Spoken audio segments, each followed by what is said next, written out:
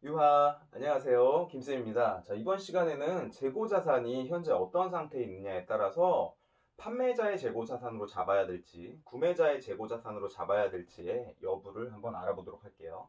자, 첫 번째로는 미착품이라고 하는 것이 있습니다. 미착품이라고 하는 것은 안일 미자를 써서 아직 도착하지 않은 상품을 미착품이라고 해요. 그러니까 이 상품이 뭐예요? 현재 배송 중에 있다는 얘기죠. 자, 해상 운송 중에서는 인커텀즈라고 하는 해상 운송 조건이 있어요.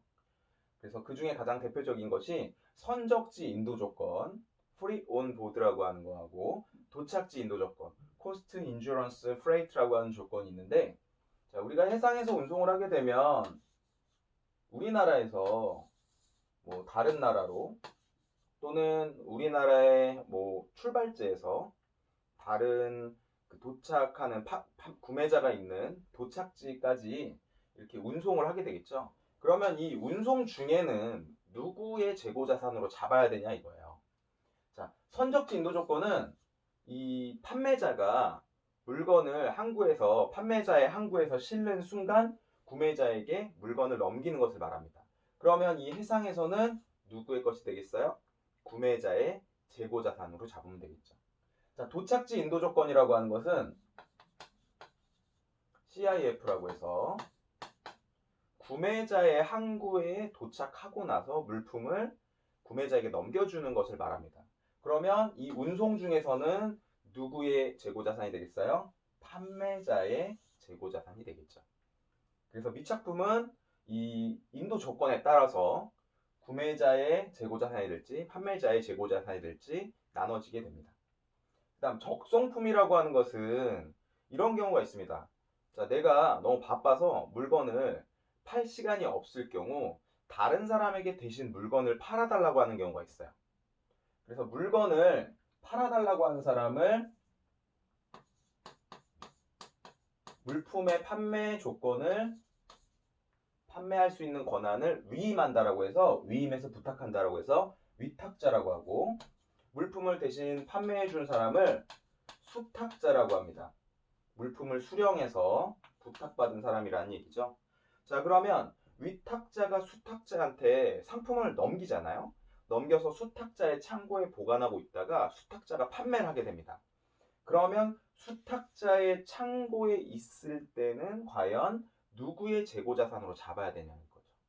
자, 수탁자가 아직 판매하기 전에 수탁자의 창고 안에 있는 물품은 위탁자, 그러니까 실질적인 이 판매를 부탁한 사람의 재고자산으로 포함을 시켜야 됩니다.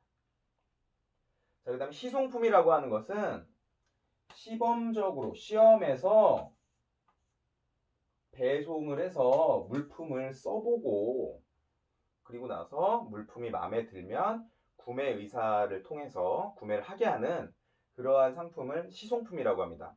예를 들어서 홈쇼핑에서 이렇게 얘기를 많이 하죠.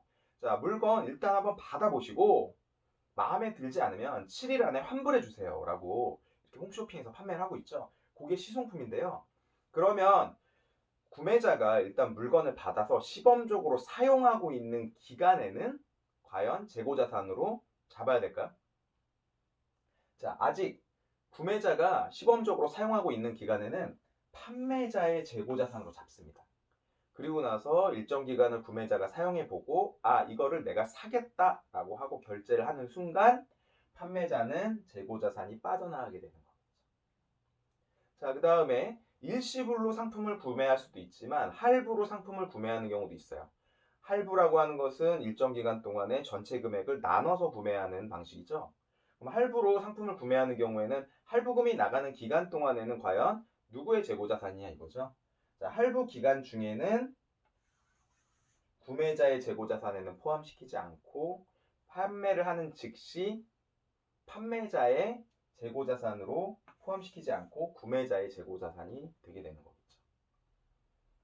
자, 그래서 재고자산으로 포함시킬지의 여부는 이 상품이 어떤 상태에 있느냐에 따라서 이 상품의 판매자가 재고자산으로 포함시킬지 포함시키지 않을지에 대한 여부를 따져보는 것이 가끔 시험에 출제되고 있습니다.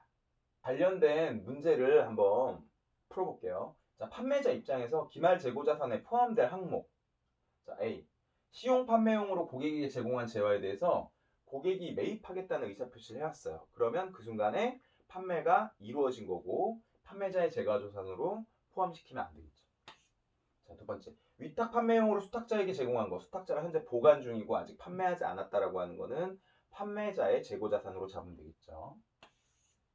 장기 할부 조건으로 판매한 재화. 일단 할부는 대금만 나눠서 받는 거지 일단 상품을 판매한 것으로 인식을 하고 할부 조건을 판매한 재화에 대해서는 재고자산으로 포함시키지 않겠죠. 판매한 것으로 보니까. 자, 도착지 인도 조건으로 운송 중인 판매 재화는 아직 도착지에 도착하기 전에 이 해상에 있을 때는 판매자의 일단 재고자산으로 잡아놓고 도착지에서 구매자에게 물품을 인도 넘겨준 순간 그때 재고자산에서 빼주면 되겠죠. 그래서 정답은 B하고 D가 되겠네요. 3번이 되겠죠. 자, 다음 문제. 기말 재고자산에 포함된 항목을 모두 더해봐라. 자, 할부 조건으로 판매한 재화는 이제 재고자산이 아니죠. 물품이 빠져나왔다고 생각하고 재고자산이 아니고.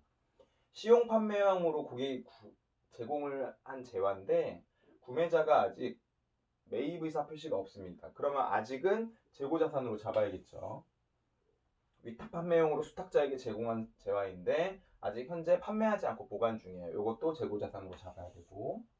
자, 목적지라고 하는 것은 도착지를 말합니다. 도착지 인도 조건으로 판매한 운송 중인 지금 현재 아직 도착지에 도착하지 않은 재화는 재고자산으로 잡아야겠죠.